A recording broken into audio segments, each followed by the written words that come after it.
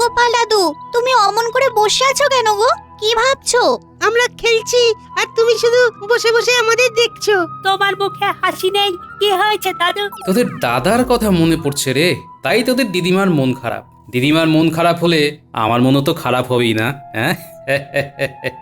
হ্যাঁ রে, তোদের দাদু ঠিকই ধরেছে। হ্যাঁ হ্যাঁ সত্যি তো, পুজো কেটে গেল, দীপাবলি কেটে গেল, সব পুজো পার্বণ মিটে গেল, দাদা তো এলো না। বুঝলি, আমার তোদের দিকে চোখ পড়ে যাচ্ছে আর তোদের দাদার কথা মনে পড়ে যাচ্ছে। হ্যাঁ শোনো গিন্নি, আমি আগামীকালই ছেলের ছাত্রাবাসে চলে যাচ্ছি। কেন?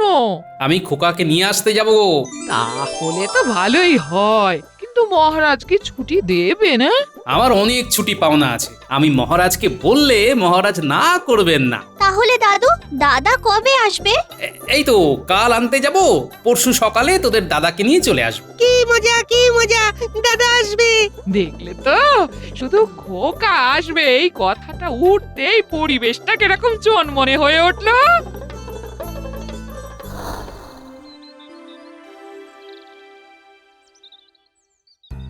হ্যাঁ মন্ত্রী, সভার কাজ শুরু করো, গোপাল এসে গেছে। মহারাজ, আমাকে কাল থেকে 3 দিন ছুটি দিতে হবে। আমার একটা খুব গুরুত্বপূর্ণ কাজ আছে মহারাজ। না না গোপাল, এখন ছুটি পাওয়া যাবে না, এখন কাজের চাপ রয়েছে, অনেক কাজ। তোমার ঘরের গুরুত্বপূর্ণ কাজের থেকে সভার কাজ বেশি গুরুত্বপূর্ণ। এবছরে আমি কোনো ছুটি নিইনি মন্ত্রী মশাই, আমার অনেক ছুটি পাওনা আছে, আর আমার ছুটি আমি নেব, আপনি নাক গলানোর কে? হ্যাঁ সেটা অবশ্য ঠিক, এবছরে গোপালের অনেক ছুটি পাওনা আছে। ঠিক আছে মন্ত্রী, গোপালকে কাল থেকে 3 দিনের ছুটি মঞ্জুর করে দিলাম। মহারাজ, এখন কাজের খুব চাপ, রাজসভায় অনেক লোকজনের দাবি দাওয়া পড়ে আছে। আহ, গোপালকে কিসের প্রয়োজন, তুমি আছো কি করতে? মন্ত্রী, তোমার এই স্বভাবটা বদলাও এবার, আর গোপালের পেছনে এত লেগো না। ঠিক আছে মহারাজ। তোমাকে 3 দিনের ছুটি দিলাম। অনেক অনেক ধন্যবাদ মহারাজ।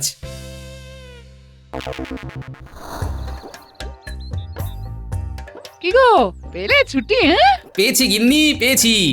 অবশ্য মন্ত্রী মশাই বাধা দিতে চেয়েছিলেন, কিন্তু মহারাজ মন্ত্রী মশাইকে এমন ধমক দিয়েছেন, মন্ত্রী মশাই একেবারে চুপ। ঠিক হয়েছে, ছেলেকে আনতে যাবে তাও বাধা। হ্যাঁ, সন্তানের মায়া কি জিনিস সেটাই ভদ্রলোক জানেন না। গোপাল দাদু, তুমি কখন দাদাকে আনতে যাচ্ছ?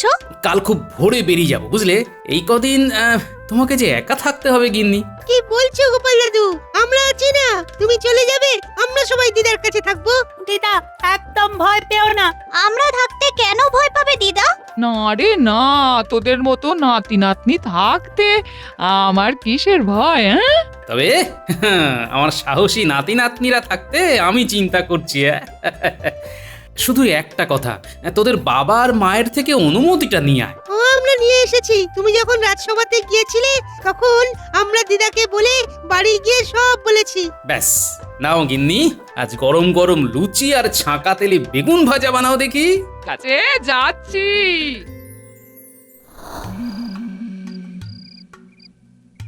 এই বটা ঘটা বাড়ি আছিস নাকি? এই মন্ত্রীমশাইয়ের গলা না ঘটা? হ্যাঁ তাই তো রে। চলে আসুন মন্ত্রীমশাই, ঘরের ভেতরে।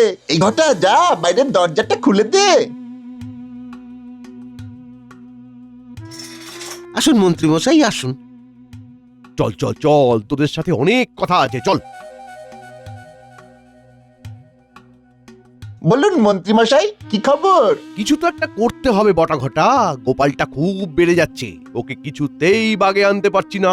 হাল ছেড়ে দেবেন না মন্ত্রী মশাই, কিছু একটা করতেই হবে। ওকে কিছুতেই বাগে আনতে পারছি না, ওকে রাজসভা থেকে বার করব, তারপর তোদের দুজনকে ঢোকাবো, সেটাই আর করে উঠতে পারছি না। একটা কিছু ভাব ভাব ভাব, জব্বর কিছু একটা ভাব। ওর ভিটে মাটি চাটি করতে না পারলে চলছে না রে। একটা অভিনব পরিকল্পনা মাথায় এসেছে মন্ত্রীমশাই। কি পরিকল্পনা? তবে শুনুন মন্ত্রীমশাই। কেমন বুঝলেন মন্ত্রীমশাই? কিরকম লাগলো? খারাপ নয়, কিন্তু বলা যাবে না ভালো। ওরা যদি ডালে ডালে চলে, আমাকে তো পাতায় পাতায় চলতে হবে। কি হলো মন্ত্রী মশাই, শুনেই মজে গেছেন? দিন দিন এবার ওই 100 মোহর দিন। এই রকম একটা ভুলভাল পরিকল্পনার জন্য 100 মোহর? আহা, তোদের যা হওয়ার হয়ে গেছে, তোদের দ্বারা আর কিচ্ছু হবে না, কিচ্ছু না, কিচ্ছু না। এইসব ভুসি জিনিসে তোদের মাথা ভর্তি। চললাম, একটু ভালো ভালো লোকের সাথে মেলামেশা কর, বুঝলি? একটু ভালো লোকের সাথে, মানে আমার মতো মেলামেশা কর, হ্যাঁ, মগজখানা উর্বর কর। যাকগে, শুভরাত্রি। কি বুঝলি ঘটা?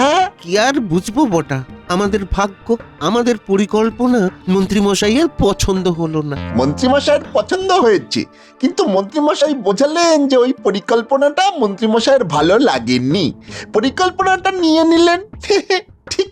ঠিক আছে মন্ত্রীমশাই, আপনি যদি পাতায় পাতায় চলেন তাহলে আমরা চলি পাতার শিরায় শিরায়।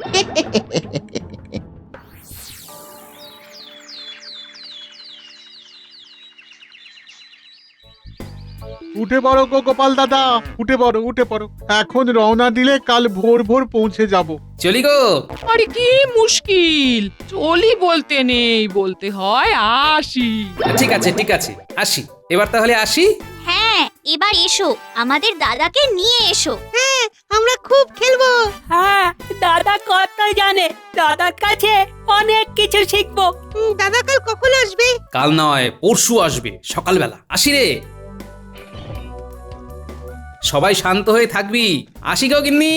সাবধানে যাবে, রাতে কোনো সরাইখানায় থেকে যাবে, রাতে ভ্রমণ করো না। হ্যাঁ, ঠিক আছে ঠিক আছে।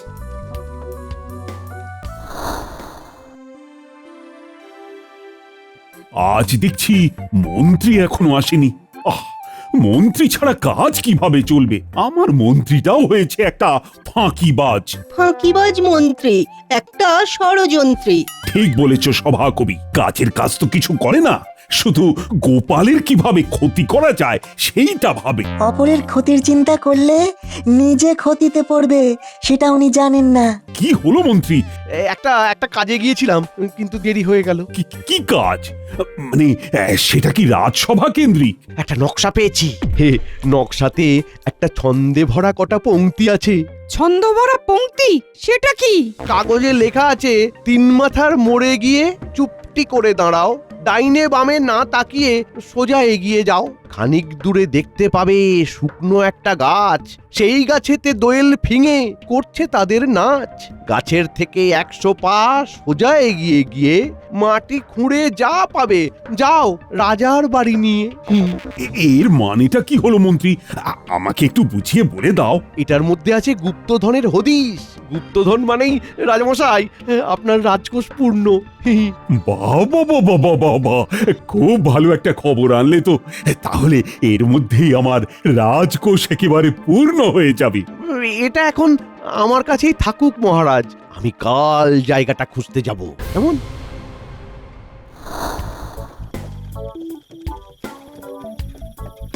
গারোয়ান, বেশ রাত হয়েছে বুঝলে, সামনে কোনো পান্থশালা দেখতে পেলে থামিও, রাত বিরেতে আর বাইরে বেরিয়ে কাজ নেই। আমরা প্রায় এসে গেছি গো গোপাল দাদা, রাতটা একটু টেনে চালালে কাল ভোর ভোর পৌঁছে যাব। আর কতটা রাস্তা বাকি আছে গো গারোয়ান? আর মাত্র 2 মাইল পথ বাকি আছে গো। ভাইপো কি করছে গো গোপাল দাদা? ও তো ঘুমিয়েই কাদা, ভেতরে চাদর মুড়ি দিয়ে অকাতরে ঘুমোচ্ছে। এখন কয়েকদিন থাকবে তো? হ্যাঁ, কিছুদিন ঘরের ছেলে ঘরে থাকুক, মায়ের আদর খাক।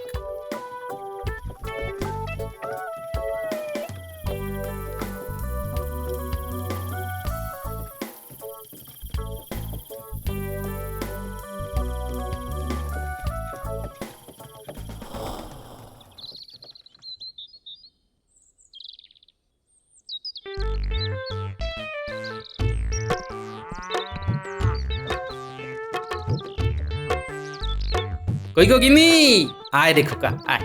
দিদিমা, মনে হয় গোপাল দাদু এলো। বাইরে গোপাল দাদুর গলার আওয়াজ পেলাম।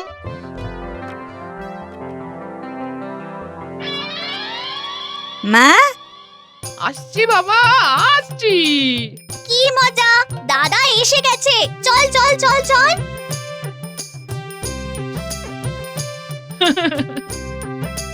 মা, মা কেমন আছো মা? তোমার পা দুটো দাও, প্রণামটা করি।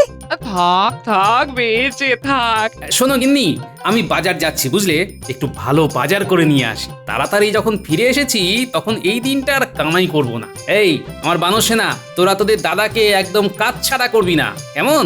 তুমি কিচ্ছু ভেবো না, আমরা কেউ দাদাকে ছাড়বো না। দাদার কাছে আমাদের অনেক কিছু শিখতে হবে। কি দাদা শেখাবে তো? নিশ্চয়ই শেখাবো। এখন চল ভেতরে। মা, গরম গরম লুচি ভাজো, কতদিন তোমার হাতে রান্না খাইনি।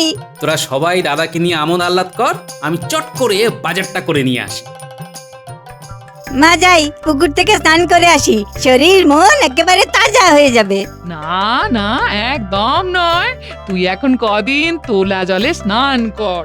নতুন জায়গা, নতুন জল, শরীরে একটু সইয়ে নে। এ হাত মুখ ধুয়ে আয়, আমি তোদের খেতে দিই, তারপর তোরা বাইরে থেকে ঘুরে আয়, কেমন? ঠিক আছে, যা তুমি বলবে মা। লক্ষ্মী ছেলে।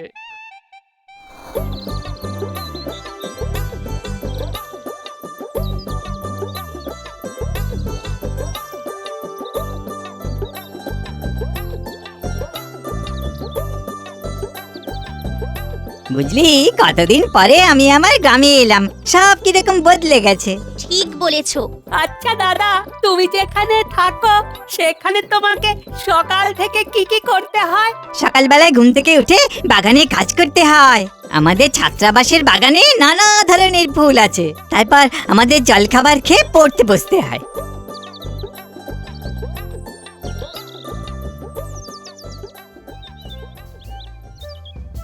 কে রে তুই? তোকে তো এখানে দেখিনি। আমি তো আজই এলাম, আমি তো আপনাকে দেখেই চিনেছি, আপনি তো মন্ত্রী মশাই। হুম। আমি কে বলুন দেখি? কে? সে তুই যেই হ, একটা কথা বলে দিচ্ছি, এই বিচ্ছুগুলোর সাথে একদম মিশবি না। ওই ভাঁড়টা আছে না? মাটির ভাঁড়? না না, ওহো, গোপাল ভাঁড়। গোপাল এদের মাথায় তুলেছে। ভালোই হয়েছে আপনি আমাকে চিনতে পারেননি। চিনতে পারলে আপনার মনের কথাগুলো আমি জানতেই পারতাম না। এই তোরা বলে দে আমি কে। ও আমাদের দাদা, গোপাল দাদুর ছেলে, নাম হলো খোকা। এই রে, একটু কাঁচা খেলা হয়ে গেল। ও তাই? আমার বোঝা উচিত ছিল। যেমন বাপ তার তেমন ছেলেই তো হবে। বাবা, বাবা তুই তো খুব বড় হয়ে গেছিস, চিনতেই পারিনি। ভাগ্যিস চিনতে পারেননি মন্ত্রী জেঠু। আমার বাবাকে ভাঁড় বলা? আপনি তো জানেন না, বাপ কা বেটা আর সিপাহী কা ঘোড়া, কুছ নেই তো থোড়া থোড়া। এবার থেকে ভালোভাবে চিনতে পারবেন। আমরা একটু চারিদিকে দেখতে বেরিয়েছি। আপনি এখনো রাজসভায় যাননি? আমার বাবা তো কখন চলে গেছে। আমার অনেক কাজ, বুঝলি। পুরো রাজ্যটাকে নিজে নিজে না দেখলে কাজ কি করে চলবে? রাজামশাই তো শুধু আদেশ করে, সব কাজ তো আমাকেই করতে হয়। তাই তো রাজামশাই আমাকে খুব ভালোবাসে। আমি তো খেটে রোজগার করি। চললাম।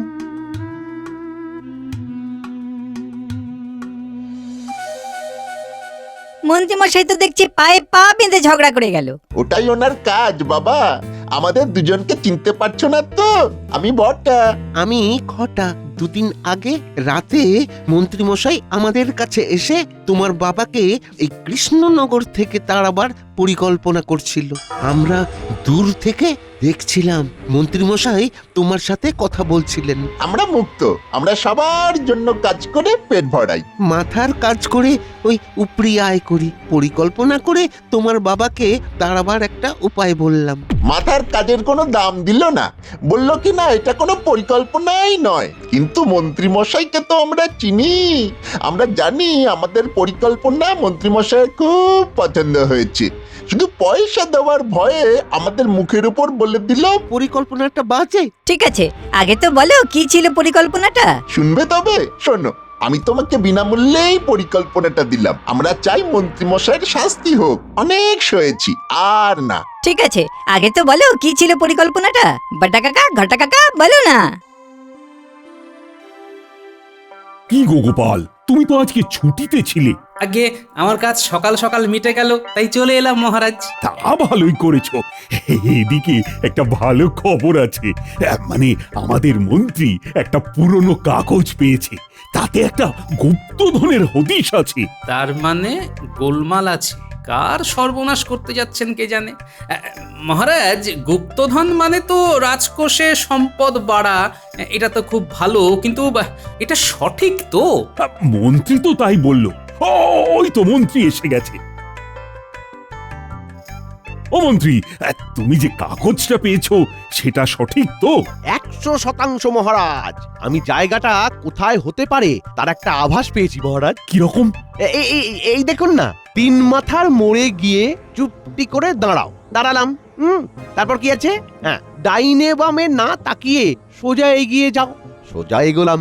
তারপর খানিক দূরে দেখতে পাবে একটা শুকনো গাছ, একদম দেখতে পাবে। বাহ, তারপর? সেই গাছেতে দোয়েল ফিঙে করছে তাদের নাচ। খুব পাখি আছে সেখানে। গাছের থেকে 100 পা সোজা এগিয়ে গিয়ে মাটি খুঁড়ে যা পাবে, যাও রাজার বাড়ি নিয়ে। ব্যাস, হ্যাঁ, এটাই হলো গুপ্তধনের ঠিকানা।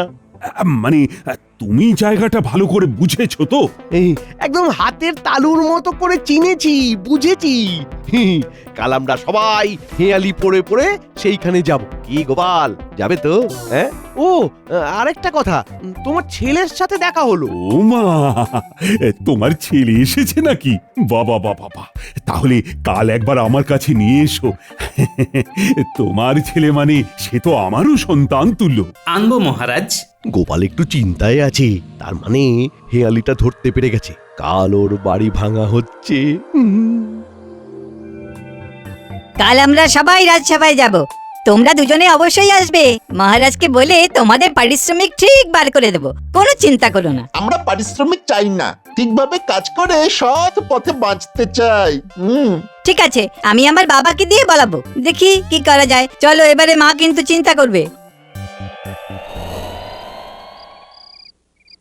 কি ব্যাপার বাবা, তুমি কি এত চিন্তা করছো? মন্ত্রী মশাই একটা দারুণ সংকটে ফেলে দিয়েছে বুঝলি। এমন একটা হেয়ালি, 3 মাথার মোড়ে এলাম, দাঁড়ালাম, সোজা এগিয়ে গেলাম, একটা শুকনো গাছ, তার থেকে এগিয়ে আসছি। কি না, আমাকে এক্ষুনি বাড়ি থেকে সোজা 100 পা হেঁটে যেতে হবে। খোকা, তুই আমার পিছু পিছু আয়। গিন্নি, তুমি এসো।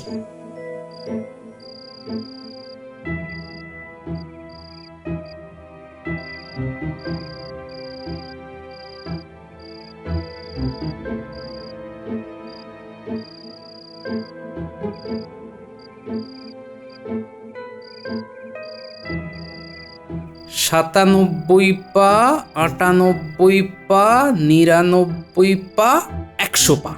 কি যা সন্দেহ করেছিলাম তাই। আমার বাড়ি থেকে এই শুকনো গাছের দূরত্ব 100 পা। মানে গুপ্তধন খুঁজতে হলে আমার বাড়ি ভাঙতে হবে। আমার মনে হয় সব কিছু মন্ত্রী মশাইয়ের চক্রান্ত। হ্যাঁ, তুমি নিশ্চিন্তে বাড়ি চলো বাবা, তারপর আরাম করে ঘুমাও। কাল মহারাজের সঙ্গে দেখা করে হেয়ালির আসল অর্থ বুঝিয়ে দেব। কি করে? বাবা, মন্ত্রী মশাই যদি বুনো ওল হয়, আমিও তেমনি বাঘা তেঁতুল। তুমি কালকে আমার খেলা দেখবে। দেখেছো, বলি তোমার ছেলে এখন আর ছোট্টটি নেই। হ্যাঁ, কার ছেলে দেখতে হবে তো? হ্যাঁ, চলো বাড়ি চলো।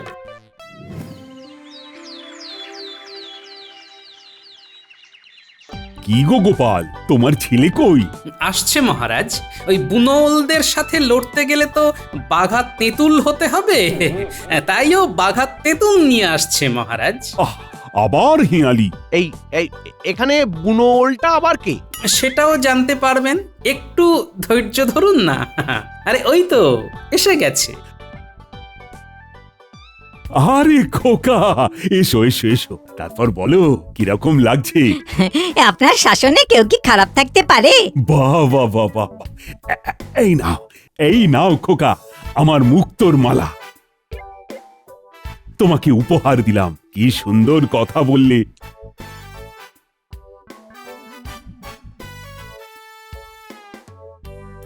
ধন্যবাদ মহারাজ। আচ্ছা মহারাজ, এখানে সৎ পথে কেউ যদি উপার্জন করতে চায়, তাহলে কি তাকে সুযোগ দেওয়া যায়? নিশ্চয়। তাহলে আমি আমার 2 জন আপনজনকে ডেকে আনি, ওদের কাজের খুব প্রয়োজন। ডাকো ওদের। তাহলে আমি ওদের নিয়ে আসছি। এই আবার কি হচ্ছে সব, ঠিক বুঝতে পারছি না। মন্ত্রী মশাই কেমন ঘাবড়ে গেছে মনে হচ্ছে। ওই তো খোকা আসছে, সাথে বটা ঘটা। বটা ঘটা এখানে? কি মন্ত্রী জেঠু, আপনার ওই হেয়ালির কাগজখানা দিন না। কেন হে ডেপো ছেলে, পাকা ছেলে, তোমাকে কেন দিতে যাব? ওখানে একটু ভুল আছে, ভুলটা ঠিক করে দেব। কি কাণ্ড মন্ত্রী, তোমার কাছে ভুল কাগজ? তাহলে ঠিকটা কার হাতে? এই বটা কাকা আর ঘটা কাকার কাছে। বাকি কথা বটা কাকা আর ঘটা কাকা বলবে। বলো শুনি। প্রণাম মহারাজ। আসলে সেদিন রাত্রে মন্ত্রীমশাই আমাদের বাড়ি এসে গোপাল দাদাকে কিভাবে তাড়ানো যায় সে সম্পর্কে আমাকে জিজ্ঞাসা করে। আমি একটা পরিকল্পনা করে দিই। মন্ত্রীমশাইকে বলি গুপ্তধনের কথা একটা সাংকেতিক ছড়া, যার কোনো সত্যতা নেই। তার মানে এই হেঁয়ালির কোনো সত্যতা নেই? না মহারাজ, এতে করে গোপাল দাদার ঘরটা ভেঙে গোপাল দাদাকে বেঘর করার ইচ্ছা ছিল। আমাদের খুব অন্যায় হয়েছে মন্ত্রীমশাইয়ের সঙ্গ দেওয়া। ওই সংকেত অনুযায়ী যে জায়গায় পৌঁছতো সেটা হলো গোপাল দাদার বাড়ি। তার মানে গুপ্তধনের খোঁজ করতে হলে গোপালের বাড়ি ভাঙতে হতো? মহারাজ, আমার মনে হয় একটা ঠিকঠাক কাজ পেলে বটা ঘটা নিজেদের বদলে ফেলবে। মন্ত্রী, এরপর আর তোমার কিছু বলার আছে? আমার খুব ভুল হয়ে গেছে মহারাজ, আমাকে ক্ষমা করে দিন, ক্ষমা করে দিন মহারাজ। না না না না, তোমাকে ক্ষমা করা যায় না। তোমার শাস্তি হলো আমার মন্ত্রিত্ব থেকে তোমাকে বরখাস্ত করা হলো। আর এখন এই রাজসভায় তুমি কান ধরে উঠবোস করবে, আর সেটা গুনবে খোকা। আর বটা কাকাদের কাজের ব্যাপারে মহারাজ? এই মুহূর্তে বটা আর ঘটাকে সহকারী কোষাধ্যক্ষ নিযুক্ত করা হলো। জয় মহারাজের জয়। না না না, আমার জয়ধ্বনি না দিয়ে খোকার জয়ধ্বনি দাও। আর মন্ত্রী, শুরু করো 100 বার কান ধরে উঠবোস। আর খোকা, তুমি গোনো গোনো। নিশ্চয়ই মহারাজ। 1 2 3। बाप का बेटा सिपाही का घोड़ा, कुछ नहीं तो थोड़ा थोड़ा। খোকা বাবু করলেন কাবু, ভাঙলো মন্ত্রীর দাঁতের গোড়া।